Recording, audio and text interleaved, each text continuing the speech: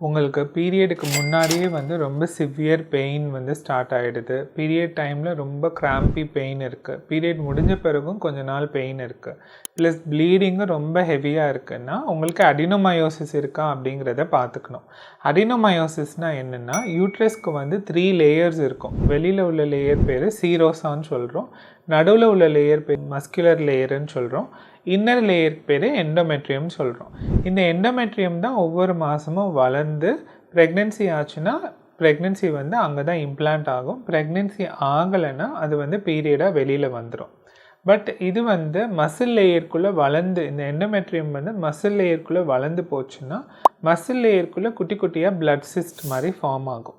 இந்த blood cyst வந்து வெளியில் வர்றதுக்கு இடம் இல்லாத போது உள்ளேயே கலெக்ட் ஆகி ரொம்ப சிவியர் பெயினும் சிவியர் ப்ளீடிங்கும் காஸ் பண்ணலாம். ஸோ இந்த மாதிரி இருக்கிறவங்களுக்கு நிறையா மேனேஜ்மெண்ட் ட்ரீட்மெண்ட் ஸ்ட்ராட்டஜிஸ் இருக்குது. மெடிசன் மூலமாகவும் பண்ணலாம், சர்ஜரி மூலமாகவும் பண்ணலாம்.